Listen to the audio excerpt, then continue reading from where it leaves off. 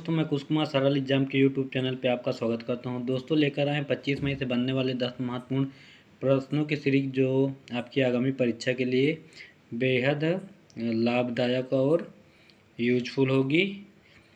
तो शुरू करते हैं आज का हमारा पहला प्रश्न। और क्लास चालू होने से पहले सभी दोस्तों से मेरा निवेदन है कि कृपया चैनल को सब्सक्राइब कर लें और बाद में लाइक और सब्सक्राइब करना ना भूलें। तो शुरू करते हैं आज का हमारा पहला प्रश्न है हमारा, अंतर्राष्ट्रीय सौर गठबंधन का 99वां देश कौन सा बना? जर्मनी, इटली, रूस या स्पेन? तो इसका जो राइट आंसर है बना है डी ऑप्शन, स्पेन बना है 99 देश सौर गठबंधन का। सौर गठबंधन के बारे में बता दें तो यह जानकारी जो है विदेश मंत्रालय के प्रवक्ता रणधीर जायसवाल ने दी है। ठीक, और यह दक्षिण पश्चिम यूरोप के इबेरियन प्रायद्वीप में है। जो अंतर्राष्ट्रीय ये है स्पेन के बारे में बता दें तो यह जो देश है दक्षिण पश्चिम यूरोप के इरेटेरियन प्रायद्वीप में पड़ता है। और इसकी राजधानी की बात करें तो स्पेन की राजधानी है मैड्रिड। ठीक, मैड्रिड इसकी राजधानी है। और वर्तमान में यहाँ के पीएम के बारे में बात करें तो पीएम इसके पेड्रो सांचेज ठीक यहाँ के वर्तमान में पीएम हैं। और आगे बात करें तो सौर गठबंधन के बारे में तो ये अंतर्राष्ट्रीय जो सौर गठबंधन है ये इसका स्थापना दिवस बताएं तो ये बना था 30 नवंबर 2015 को। 30 नवंबर 2015 को इसकी स्थापना हुई है। और इसका जो मुख्यालय गुरुग्राम गुरुग्राम में है, अपने भारत में गुरुग्राम हरियाणा में। ठीक, और वर्तमान में इसके महानिदेशक की बात करें तो वर्तमान में जो महानिदेशक हैं इसके अजय माथुर इसके महानिदेशक हैं। ठीक, अंतर्राष्ट्रीय सौर गठबंधन के अजय माथुर। और इसके बारे में और कहानी बता दें तो इसकी पहला जो 30 नवंबर 2015 को फ्रांस की राजधानी पेरिस में COP21 के दौरान इसकी स्थापना की बात हुई थी। और आगे बात करें तो जो 97वां देश है इसमें पनामा बना था, 97वां देश इसका। और 99 वाला देश बना स्पेन। ठीक, आगे बात करें अगले प्रश्न के बारे में तो प्रश्न नंबर 2 है, 2024 का अंतर्राष्ट्रीय बुकर पुरस्कार किसे प्राप्त हुआ? इम्पॉर्टेंट क्वेश्चन है। पुरस्कार से संबंधित जो भी प्रश्न पूछे जाते हैं आते हैं तो वो इम्पॉर्टेंट हो जाते हैं अपने में। तो इसका जो ऑप्शन है Erpenbeck, Michael Hoffman, Edward Jerry या ए और बी दोनों। तो इसका जो राइट आंसर है फिलहाल ए और बी दोनों इसका। ठीक, एरपेन बेक और माइक हॉफमैन दोनों, क्योंकि ये अनुवादक हैं और इन्होंने इस पुस्तक की रचना की है। तो इनको जो मिला है अंतर्राष्ट्रीय बुकर पुरस्कार ये जर्मनी की लेखिका है। और यह पुरस्कार इनको कैरोस, इनका जो पुस्तक का नाम है पूछा जाता है तो कैरोस जो इनकी पुस्तक है इस पर इनको बुकर पुरस्कार मिला है। ठीक, और इन दोनों को मिला, इनको ये अनुवादक थे, इसके मतलब अनुवाद किए इस पुस्तक को। और संयुक्त रूप से बुकर पुरस्कार मिला और ये पत्रकारिता में दिया जाता है। इसकी स्थापना की बात करें तो इसकी स्थापना जो हुई थी 1969 में इसकी स्थापना हुई थी। इंग्लैंड की बुकर मैकॉनल कंपनी द्वारा इसकी स्थापना हुई थी। और इसमें मिलता क्या है तो 60,000 पाउंड इसमें मिलते हैं, 60,000 पाउंड। ठीक, ये धनराशि इसमें प्राप्त होती है। और बात करें भारतीय सुजाना अरुंधति राय को पहला बुकर पुरस्कार मिला था, इनका उपन्यास था the God of small things के लिए। इनको मिला था 1997 में मिला था बुकर पुरस्कार। ठीक, अंतर्राष्ट्रीय ये अरुंधति राय का। और 2023 का बारे में बता दें तो 2023 में जो बुकर पुरस्कार मिला था वो पॉल लिंच को मिला था। ठीक, पॉल लिंच। और आगे बात करें 2022 को जो बुकर पुरस्कार मिला था वो श्रीलंका के सेठान करुणा तिलका को मिला था। सेहान करुणा तिलका, ये श्रीलंका के हैं। ठीक, करुणा तिलका को मिला था 2022 का बुकर पुरस्कार। ठीक, इनको मिला 2022 का। तो ये थे पुरस्कार से संबंधित कुछ महत्वपूर्ण तथ्य। आगे बात करते हैं, नेपाल की ओर से माउंट एवरेस्ट पर चढ़ने वाली सबसे कम उम्र की भारतीय कौन बनी है? अरुणिमा सिन्हा, संगीता सिंधी, ज्योतिरात्रे काम्या कार्तिकेयन। तो इसका जो राइट आंसर है काम्या कार्तिकेयन बनी है सबसे कम उम्र की चढ़ने वाली, लेकिन ये दूसरी बनी। ठीक, इनकी उम्र है 16 साल में चढ़ी हैं, और इसके पहले जो चढ़ी है वो चढ़ी थी अरुणिमा सिन्हा। ठीक, ये 13 साल की उम्र में चढ़ी थी और ये 16 साल की उम्र में चढ़ी है। संगीता सिंधी की बात करें तो सबसे ये चढ़ी थी 53 साल की उम्र में चढ़ी थी। ठीक, और ज्योतिरात्रे की बात करें, ये भी अभी हाल ही में चढ़ी, इनकी सबसे ज़्यादा उम्र में चढ़ी, 55 साल की उम्र में ये चढ़ी है, और इनका जो संबंध है ये भोपाल से रहने वाली। ठीक, और इसके बारे में बता दें तो ये इनका जो काम्या कार्तिकेयन का संबंध, इनका संबंध जो है मुंबई से। ठीक, मुंबई के रहने वाली, और ये अपने पिता, जो इनके पिता नौसैनिक अधिकारी है, उनके साथ ये 20 मई को एवरेस्ट पर चढ़ी थी, और सबसे कम उम्र की भारतीय बनी है दुनिया की, और दुनिया की दूसरी है। 2014 में सबसे कम उम्र की अरुणिमा सिन्हा नहीं, मालावत पूर्णा थी, जो चढ़ी थी 13 साल की उम्र में। मालावत पूर्णा सबसे कम उम्र में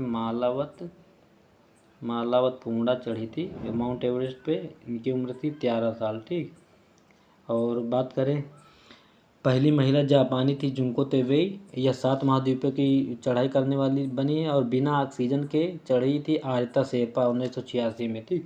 और कामी रीता की बात करें तो अभी हाल ही में ये 29 बार चढ़े थे, लेकिन उसके बाद अभी फिर 2 दिन पहले 3 चढ़े थे। ये 30 बार चढ़ने वाले, विश्व रिकॉर्ड इनका सबसे ज़्यादा बार कामी रीता का थी। कामी रीता जो नेपाल के हैं, ये सबसे ज़्यादा बार एवरेस्ट पे चढ़ने वाले बने। और सबसे पहले की बात करें तो वो सबसे पहले जो माउंट एवरेस्ट पे चढ़े थे वो चढ़े थे एडमंड हिलेरी और शेरपा तेंजिंग 29 मई 1953 में ये माउंट एवरेस्ट पे चढ़े थे। और ये हिलेरी जो न्यूजीलैंड के थे और नेपाल से थे शेरपा तेंजिंग। और 2 बार चढ़ने वाली संतोष यादव हैं। और सबसे उम्र दराज पहली महिला तो संगीता सिंधी 53 साल की थी, ये 53 साल की मैंने भी बताया है। इसके पहले अगर बता दें तो सबसे पहले 73 साल की तामेवात नवे थी।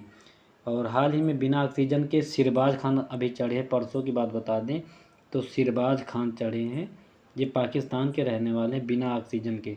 सिरबाज खान ये बिना ऑक्सीजन से चढ़े हैं, ये पाक के रहने वाले। ठीक, ये भी अभी लेटेस्ट जानकारी, सब 2-3-4 दिन के अंदर सब एवरेस्ट पर चढ़े हैं। और आगे बता दें तो इसकी ऊंचाई सबको पता ही होगा, लेकिन फिर भी हम बता रहे हैं तो 8,848.86 मीटर है। ठीक, इतनी ये ऊंचाई इसकी लगातार बढ़ती जा रही है।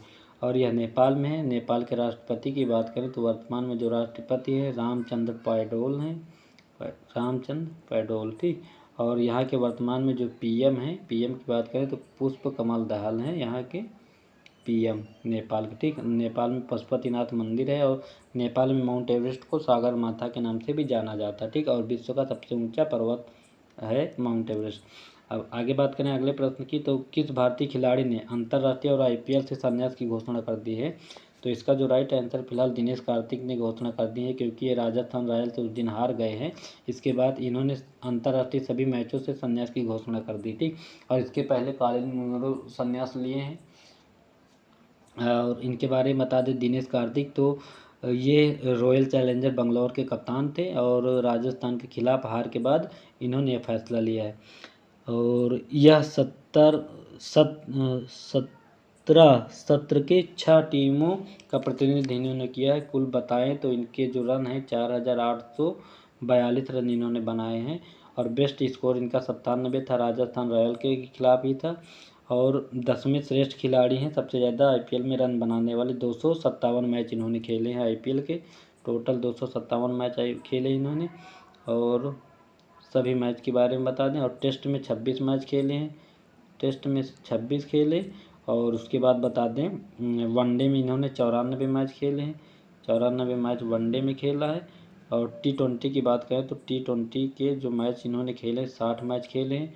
और आईपीएल में 22 अर्धशतक इनके, ठीक, 22 इनके अर्धशतक है आईपीएल में।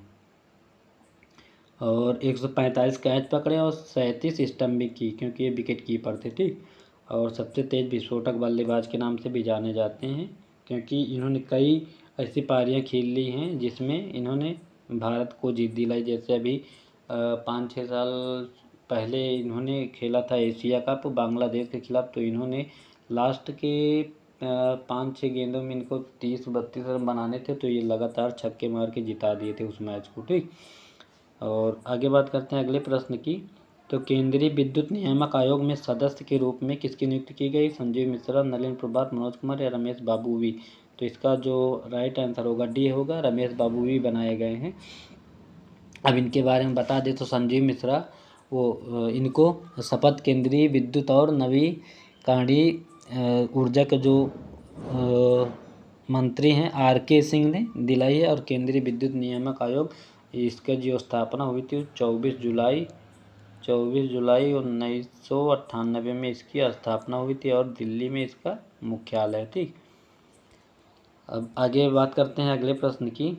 2024 में सबसे तेज और शक्तिशाली AI मॉडल GPT-4o किसने लॉन्च किया? ये ओ है। ठीक, BPCL, जियो, OpenAI, एयरटेल। तो इसका जो राइट आंसर है OpenAI ने लॉन्च किया है। ठीक, अब इसके बारे में कहानी बता दें तो OpenAI ने अपना latest language model GPT-4o launch किया।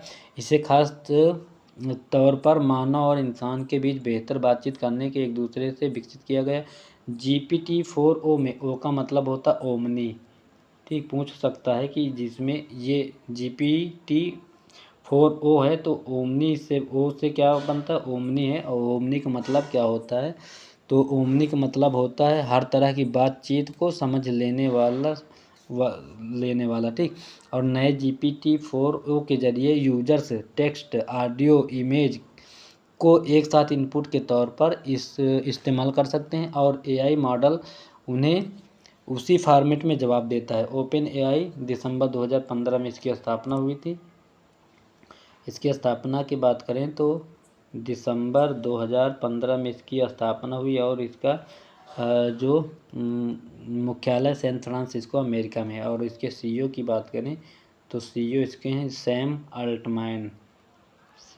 अल्टमैन इसके CEO हैं। ठीक, अल्टमैन। अमेरिका की राजधानी वाशिंगटन DC है। वर्तमान में यहाँ के राष्ट्रपति जो बाइडेन है 46वें नंबर के, और यहाँ की उपराष्ट्रपति की बात करें तो 49वें नंबर की कमला हैरिस हैं। ठीक, आगे बात करते हैं अगले प्रश्न की। तो मई 2024 में गौतम बुद्ध की कौन सी जयंती मनाई गई? 2789, 2586, 2478 या आगे गायब हो गया। तो फिलहाल इसका राइट आंसर ये है 2586वीं जयंती मनाई गई है। और इनका जन्म जो है बैसाख माह की बुद्ध पूर्णिमा को गौतम बुद्ध को की जयंती के रूप में मनाया जाता है। इसी दिन इनको ज्ञान प्राप्त हुआ था, इसी दिन इनकी मृत्यु हुई थी। ठीक, और इनके जन्म की बात करें तो जो गौतम बुद्ध का जन्म होता है 563 ईसा पूर्व नेपाल के लुम्बिनी में हुआ था। ठीक, और शुद्धोधन इनके पिता का नाम था और बाद में इनका बचपन का नाम सिद्धार्थ था। और बोधगया में इनको 35 साल की उम्र में इनको ज्ञान प्राप्त हुआ। बोधगया में 35 साल की उम्र में 29 साल की उम्र में ये घर छोड़े थे और 80 साल की उम्र में इनकी मृत्यु हो गई थी कुशीनगर में। और बात करें इनसे घर निकलने की जो प्रक्रिया थी उसे कहते हैं महाभिनिष्क्रमण। और इसका जो प्रतीक था घोड़ा था। घोड़े का नाम इनके कंटक था, ये भी याद रखिएगा। और इनका जो सारथी था उसका नाम था चेन्ना। ठीक, ये और आगे और बता दें तो इनको जो ज्ञान प्राप्त हुआ था वो फाल्गु नदी के किनारे हुआ था। फाल्गु नदी थी और 6 साल तपस्या के बाद इनको ज्ञान प्राप्त हुआ। 29 साल में घर से भागे थे, 35 साल में ज्ञान प्राप्त हुआ। फाल्गु नदी जिसे निरंजना नदी भी कहते हैं। और इसका जो वृक्ष था बोध वृक्ष जो था उसको शशांक ने कटवा दिया था। ठीक, साल वृक्ष के नीचे इनको ज्ञान प्राप्त हुआ था 35 साल की उम्र में। तो ये था महात्मा बुद्ध से संबंधित तथ्य। और आगे बात करते हैं 8वां प्रश्न है पृथ्वी के ध्रुवीय क्षेत्र का अध्ययन करने के लिए सुदूर अवरक्त प्रयोग प्री फायर ध्रुवीय मिशन किसने लॉन्च किया है? तो इसके जो राइट आंसर होंगे इसरो, नासा, जाक्सा, स्पेसएक्स। सही जवाब इसका नासा होगा, अमेरिका की एजेंसी है। इसकी स्थापना की बात करें तो इसकी जो स्थापना हुई थी 29 जुलाई 1900 1958 में इसकी स्थापना हुई थी, जब अपने यहाँ DRDO की स्थापना हुई थी। ठीक, भारत का इसरो है, इसकी स्थापना की बात करें तो 1969 में इसकी स्थापना हुई थी। जब अमेरिका चांद पे गया था तब भारत में इसरो की स्थापना की जा रही थी। अब इसके बारे में बता दें तो सुदूर आवर्त प्रयोग फ्री फायर ध्रुवीय मिशन में विकिरण ऊर्जा में 2 उपग्रह शामिल हैं और जिनमें से प्रत्येक में एक उपकरण है जो लगभग 6 घंटे के अंतराल में ध्रुवों को मापता है। इसके द्वारा क्या होगा कि जलवायु परिवर्तन और समुद्र स्तर में वृद्धि का पूर्वानुमान बेहतर ढंग से लगाया जा सकता पहले से। ठीक, स्थापना मैंने बता ही दिया है। नासा की स्थापना की बात करें तो इसकी स्थापना जो हुई थी 29 जुलाई 1958 में हुआ था इसकी स्थापना, और वाशिंगटन DC में इसका मुख्यालय है, वाशिंगटन DC में। और इसके जो प्रशासक हैं, इसरो के प्रशासक की बात करें तो बिल नेल्सन इसके प्रशासक है, बिल नेल्सन इसके प्रशासक। आगे बात करते हैं अगले प्रश्न की। तो मई 2024 में फिलिस्तीन को एक स्वतंत्र देश के रूप में मान्यता कौन से देश दिए हैं? नॉर्वे, आयरलैंड, स्पेन या ऑल? इसका तो राइट आंसर फिलहाल सभी तीनों देश दिए हैं। अब इसके बारे में बता दें तो तीनों यूरोपीय देश में नॉर्वे फिलिस्तीनी राज्य को मान्यता की घोषणा करने वाला पहला देश बना है। और फिलिस्तीन प्राधिकरण के अनुसार संयुक्त राष्ट्र के 193 सदस्य देशों में 142 देश पहले ही इसको मान्यता दे चुके हैं। ठीक, और इसमें से अल्जीरिया जो था 142 देशों में अल्जीरिया जो था सबसे पहला देश बना था इसको मान्यता देने वाला। ठीक, और आगे बात करते हैं। मई 2024 में दूषित रक्त घोटाले का संबंध किस देश से है? अमेरिका, ब्रिटेन, जर्मनी या चीन से? इसका जो राइट आंसर फिलहाल इसका संबंध ब्रिटेन से है। अब इसके बारे में हम बता दें तो यूके के दूषित रक्त घोटाले की एक स्वतंत्र जांच की रिपोर्ट प्रकाशित हुई है जिसमें पाया गया कि सरकार ने उन त्रुटियों को छुपाया है जिसके कारण हजारों लोग HIV या हेपेटाइटिस से संक्रमित हो गए हैं। मतलब खराब खून था उसको भी बेचा जा रहा था और उसकी जांच को छुपाया गया है और इससे बीमारी HIV और हेपेटाइटिस नामक बीमारी का फैलाव तेज़ी से ब्रिटेन में बढ़ रहा है। तो अब ब्रिटेन के बारे में बता दें तो इसकी राजधानी लंदन है। लंदन जो है टेम्स नदी के किनारे है। ठीक, टेम्स नदी के किनारे है लंदन। और यहाँ के जो PM हैं ऋषि सुनक हैं और भारत के दामाद हैं। ठीक, ऋषि सुनक।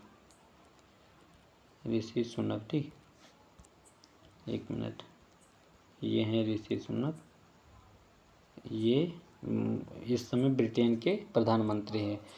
तो ये थे आज के हमारे प्रश्न 10 महत्वपूर्ण जो आपके आगामी परीक्षा के लिए महत्वपूर्ण होंगे। और ये सभी सिलेक्टेड क्वेश्चन थे, हम रोज़ के क्वेश्चन सेलेक्ट करके ही बनाते हैं PDF। तो उम्मीद है कि यह वीडियो आपको पसंद आया होगा और आगामी परीक्षा के लिए आपके लिए बेहद इम्पॉर्टेंट क्वेश्चन रहे हैं। तो तब तक के लिए बाय। जो भी मेरे दोस्त इसमें जुड़ रहे हैं कृपया चैनल को सब्सक्राइब कर लें और बेल आइकन दबा लें जिससे कि मेरा जब भी वीडियो पड़ेगा आपको तुरंत मालूम हो जाएगा। तो अच्छे से तैयारी करते रहिए, पढ़ते रहिए और आगामी परीक्षा के लिए बेहतर ढंग से तैयारी करें। बाय, तब तक के लिए थैंक्स।